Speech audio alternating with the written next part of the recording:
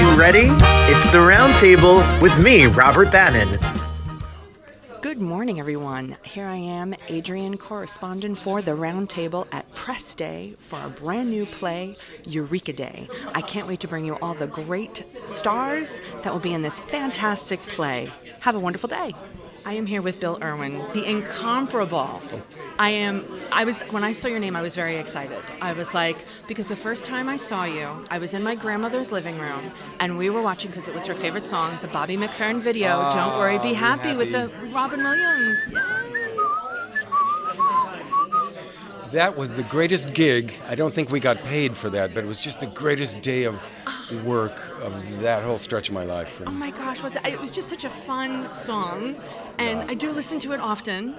Do you? I do, because it's, times are tough right now. It's a little volatile. It's a demanding time. Yes. Robin is no longer with us. I know. Bobby is bravely continuing his work despite some challenges, and yeah, I watch that occasionally too. It brings back good memories. That's what I good think. memories. I mean, your resume, your repertoire is so iconic. I mean, SVU, we're big SVU fans in our house, big time. Good. Have him call me. Yeah. Tell him. Yes, bring him back. Bring it back. Yeah. And of course, How the Grinch Stole Christmas. I mean, so many. And what is it like now being back here on Broadway? And what about this play spoke to you?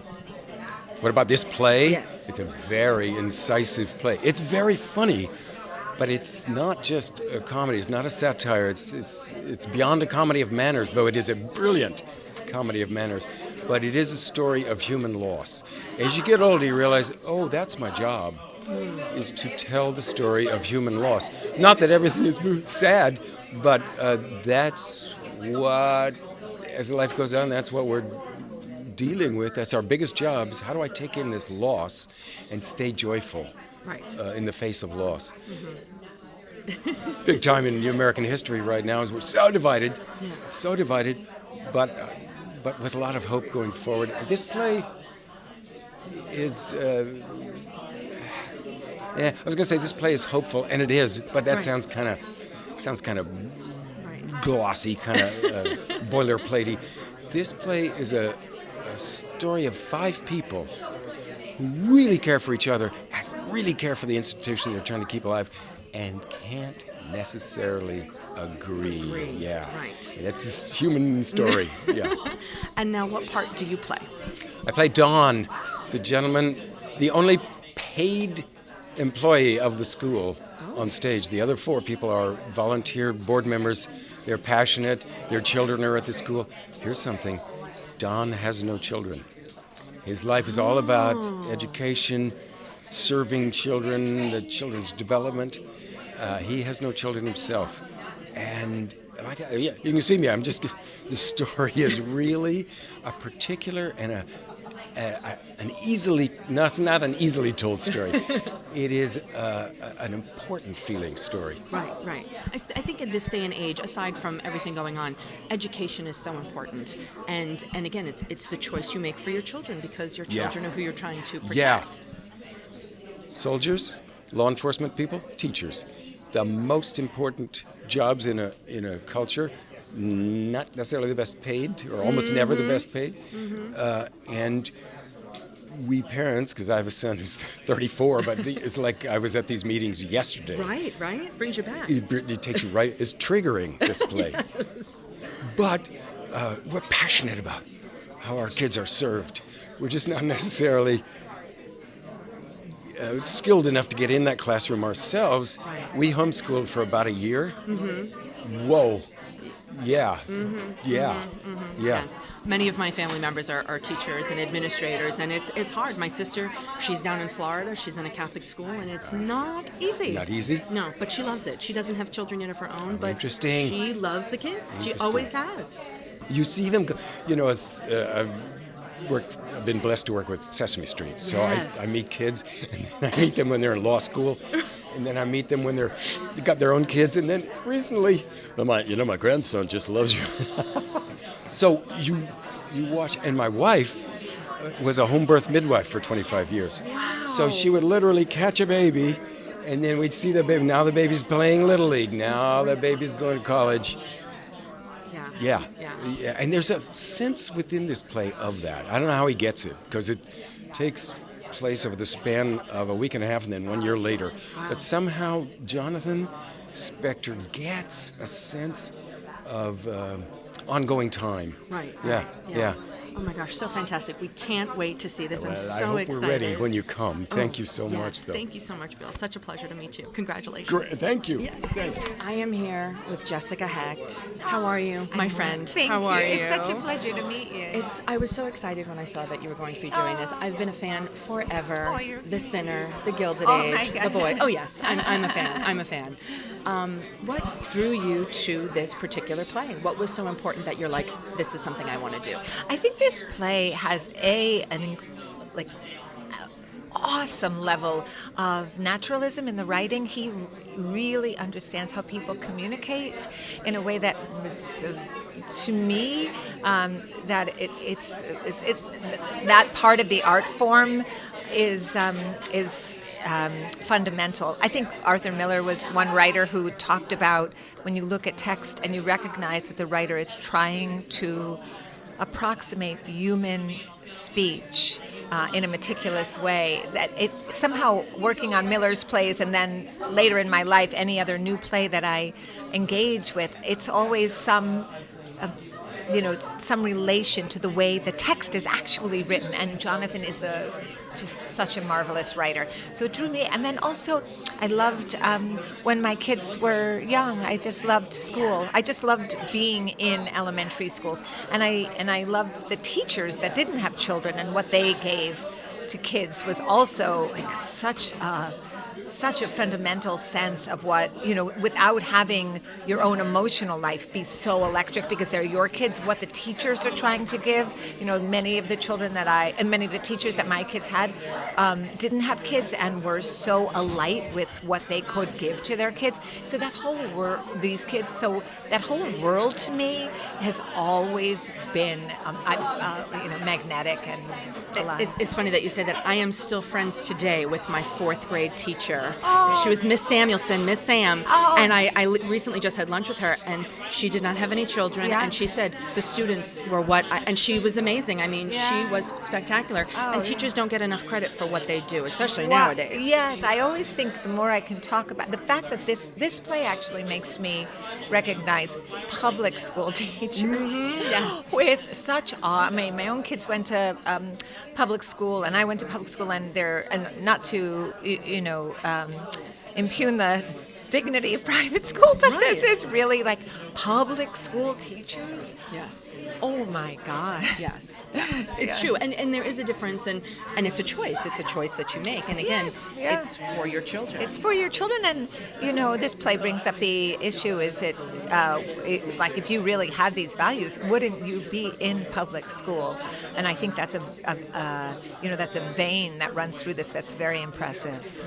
Yeah. Jessica, thank you so Thank much. you. Congratulations. Oh, it's such a pleasure. Can't wait to see I'm it. glad you got to see your teacher. Yes, thank you. We are here with Tony Award winner Amber Gray. Thank you. I didn't win the Tony, just nominated. You were just nominated? But I'll take it. They were wrong. Google was Speak wrong. it into the universe. That's right, yes. Put it out there. We want those affirmations out there. How excited are you to take part in this very interesting and very timely play? And who is the character that you play? Her name is Karina. She's new to Berkeley. She's new to this school. She's only been on the West Coast for about a year, and her kid had been in a public school. And then with a little tension, she sends her kid to the private school. Sometimes it's like going against your activism morals when you put your child in a private school.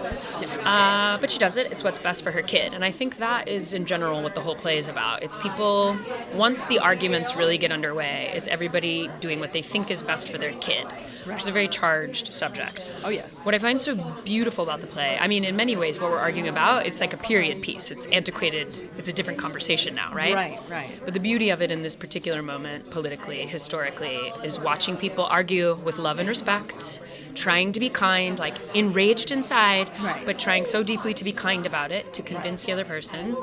and really listening to one another. I don't think we argue in that way in this particular moment. So. Oh, in real life, no, Yeah, not at all. I look no. forward to people seeing that. Yeah, That's what I think when Jonathan Spector was speaking about that, I was like, that's what I think everyone needs to see. Yes. It's okay to differ. Yes, It's it okay, is. and it's Yeah. understandable, because again, this is about protecting your children. Yeah. But my child is as important as your child, and that's the conversation that I think is part of this play. Yeah, exactly. Yeah. Yeah. That's so exciting. Yeah. So now you've been in New York forever. Yeah, this What is my is- 20th year. 20th year. I moved here in 2004. Isn't it just something about this city? I mean, and I've traveled all over, the U.S. Yeah. and whatnot, but I know you guys started in Berkeley, but now to be here, Yeah, what does that mean? I didn't do the show in Berkeley. Oh, okay. Nobody in this cast was in that production. I am excited to share it here. It's very sweet that Jonathan's like, it's a Berkeley play. I'm like, this is a Brooklyn play. As a Brooklyn parent with a 6 and a 9-year-old, I'm like, you could change every time you say Berkeley to like Fort Greene, Right. and it's the same play. My husband's from Brooklyn, so he knows. yeah. Amber, thank you so Yeah, much. my pleasure. Congratulations. Thank and you. good luck. I can't wait to see it. Thank you. Thank you so much. Thank you. Good, how are you? I am here with Emmy nominee Thomas Middleditch. Now listen, Yeah. we loved you on Silicon Valley. Thank you. And we loved you on Be Positive. We Oh, cool. watched it all. It was such a fun little show. Yeah, it was fun. It was too short-lived, unfortunately. Too short-lived. Come on, Mr. Hollywood. Right? What do Come you- on. Wake up. Come on. So what drew you to this play? I mean, first and foremost, the script. It's like so well written. It's so empathetic to its characters, even the ones that I'm sure Jonathan disagrees with. Every character is fully realized, 3 dimensions. No one's a caricature of a thing. It's and the dialogue is so sort of naturally written. I think when you read so many scripts and you see something that's like, oh my god, it's actually good. Yeah. You kind of jump at the chance. Yeah. Now, who do you play? I play Eli, who's kind of a tech guy who got, I know, shocker, a tech guy who's got his payday and now is a full-time father and a committee member at this progressive school. And has had like maybe a crash course in like progressivism and wokeness, Right. and he's doing his damnedest to embrace all the philosophies of it. Yeah. And I think it's in today with our climate of everything going on in the world, I think it's really important to be out there. And I think it's important that we can all kind of learn to have a discussion where you can have different views and be nice to each other. Kind of. Yeah, being nice and treating people with respect is always a good thing. Yes. I think it's interesting what the play, tackles is like the intellectual arguments of me versus you is so. It really all push comes to shove when the subject of whatever the hot button thing Right. is, that feels like immovable. That feels like, oh, we live in 2 different realities. That feels like facts are different. That feels just like ingrained into your like soul identity, as opposed to something that like, oh yeah, I can vote yes on adding one extra line on the crosswalk to the school. It's like something small like that is nothing Right. compared to, I don't know, to vaccinate or not, or choose from an ever increasing list of divisive issues. Yeah, that's kind of the crux of the play, is like what happens when all those good intentions meet something like that. Right. That when there's a blockade, it's like, now what do we do now? What do we kind do of now? And civility, let's say, at the very best gets strained. thing. Right. Yes. So true. Thomas, thank you so much. Congratulations. Thanks for I hope having you me. have a great time, and It's we already can't been a wait to blast. see it. Yes, thank you so much. I'm Chelsea Yakura-Kurtz. And this is her Broadway debut.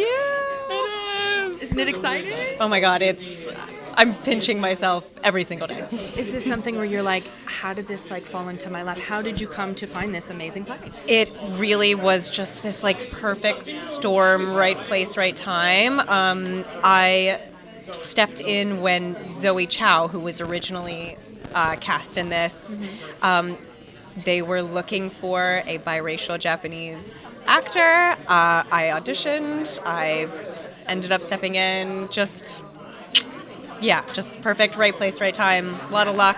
Yeah. Chef's kiss, right? Chef's kiss. Can't complain. How has the process been? Because you're used to doing TV, Scandal, The Flash, all those fun things, Station 19, and now Broadway. That's so exciting. Yeah. Honestly, it's great. I do have I do a lot of theater in Los Angeles, and this room is everything I love about doing theater. It's creative, it's playful. Like, we have the luxury of really digging into the text and finding the arguments, and it is my favorite way to work. I'm having such a blast. That's wonderful. And how is it working with this amazing cast? Unreal. It's just like stacked with luminaries of every kind, helmed by Anna, which is just like over the moon. Like, I could not have engineered a more rewarding experience. But yeah, I'm learning something every second of every rehearsal, and yeah, just in awe. Oh my gosh, that's amazing. And anything that you've enjoyed so far being in New York City? Ooh, gosh, being in the place where you can't like throw a stone without somebody making some kind of art. Somebody's they're performing on the streets, they're performing in the museums, there's theater everywhere. It's dreamy. It is. It's an amazing city. It truly is. Well, congratulations. Thank you. Come get your tickets, Eureka Day. It will be fantastic. So Please exciting. do. Thank you so much. So nice to meet you. Great. Hi there. I am here with director Anna Di Shapiro. I'm Adrienne. Hi, Adrienne. It's such a pleasure to meet you. It's wonderful to meet you. How did this fall into your lap? Well, I was really lucky because I'm sure I was not the only one who wanted it. Lynn Meadows sent me the script. She said, I wanted you to take a look at something, see if you're interested. I don't come to New York that often anymore right now because of the age my kids are. I really like to be with them. And she said, I know you don't really, I know you really want to be home, but I have a feeling. And she was totally right. And I read it, fell in love with it, and just said, this is something I really have to do. Yeah. I think this is, and I know it was kind of pre-pandemic that it was kind of taking shape, Yeah. but now that we're here, Yeah. In the thick of it, I think it's very timely. I agree. I mean, one of the really interesting exercises, and Bill Irwin has talked about this a lot, to try to get our brains back to pre-COVID modality. It's like our brains changed as we moved through COVID. I agree 100%. Right? And so we've had to move ourselves back into that. And the thing that was true before that is good to remember is that we were trying hard then to do the right thing. Right. And that is something that I think people do. I think, right now everything's so divisive. We're all so on pins and needles. Yes. If either side thinks if the other person wins, it's going to be, I don't know, the end of the world, basically. And what are we know there will be an outcome. It may take a minute for us to know what it is.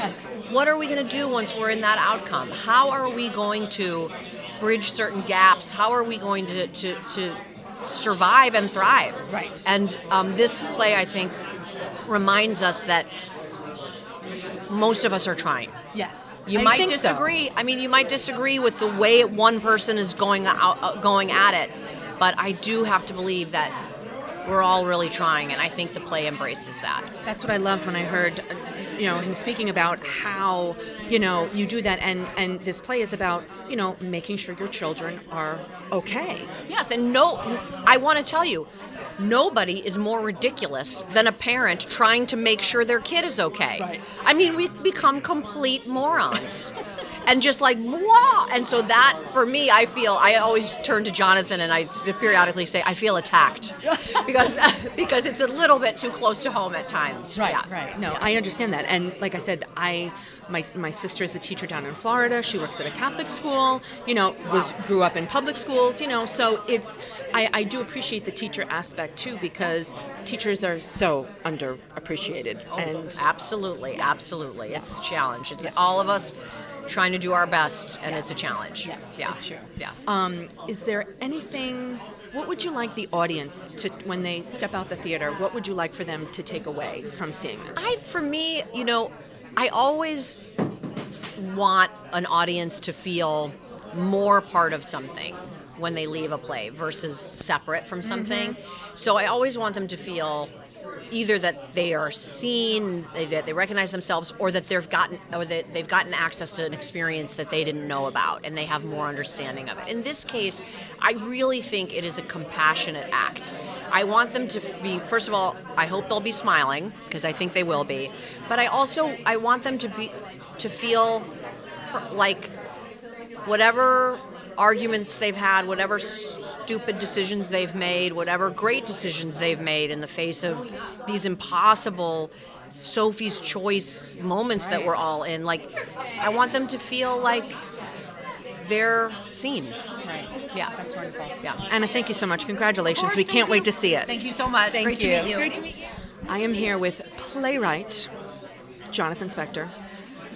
When I heard you describing this and your process, I was like, this sounds so great. It sounds fun and a little intimidating at the same time. Mm-hmm. What would you like people to take away from when they see this play?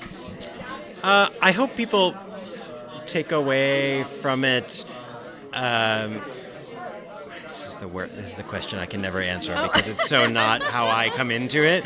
But I'll try again.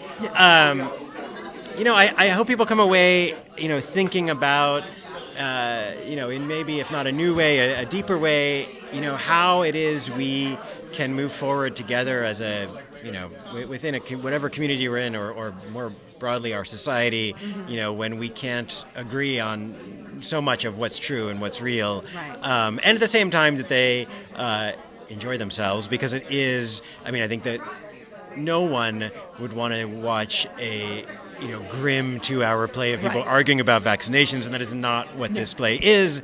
There's a lot of humor, and I think anytime you have a group of people sort of earnestly and truthfully sort of trying to navigate their way through something difficult, there's just naturally a lot of comedy in it. Right. And so I think people will enjoy that, I hope. I don't know. So this, like you said, this was started pre-pandemic. Mm-hmm. Where did it really come from? How did the idea just kind of one day you're there and maybe I should do this? How did that come to you? Yeah, it was a sort of combination of two things. I had a commission for this theater, Aurora, in Berkeley, mm-hmm. And I knew I wanted to write a Berkeley play for them, and I didn't know exactly what that meant. But and at the same time, I'd had a few moments of having a conversation with friends who were, at least as smart and well-educated as me, and with whom I really had shared the same politics and values, and then discovering they didn't vaccinate their children, and was so thrown by that and so curious about how it was that we could kind of agree on everything except in this one very specific area seemed to live in a different reality. Right. And so that sort of sent me down the rabbit hole of trying to learn as much as I could about it, and interviews and research. And then at the same time, as I was sort of writing it in earnest, it was the lead up to the 2016 election. And so it was really confronting, in a way that I at least had not before, how much it seemed like half the country just fundamentally seemed to live in a different reality than I did. So true, yes. Mm-hmm. I understand that. And now here we are, 2024, almost kind of there again. Yes. Where we're like, how is this possible? How are we still here? I know, it's terrifying and depressing. Yes. And I'm hopeful, though. I'm trying to be hopeful. Yes. And I think in a way, in terms of how that's affected the play, and in a certain way made it more present, yes. even is that I think, we certainly, any of us, I think, on the left who have been involved in any organization of any kind, I think have experienced in the past few years this way in which I think our realities have continued to fracture, and it's no longer just, the real reality that we live in right. and the fake reality that they live in. Mm-hmm. It's now each of us seems to live in our own reality, mm-hmm. and that we don't fully share with anybody else. Right. And so navigating our way through that, I think, is much harder. Well, that's what I love, where you said, these people sit down and try to have a civil conversation, even mm-hmm. though they may disagree. Right. And I hope we can get back to that at some point.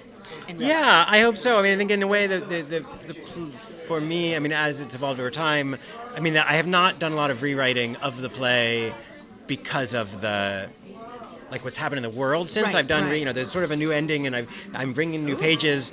But really, it's about what the play needs, not about things changing outside. But I think the thing I've been thinking about more with the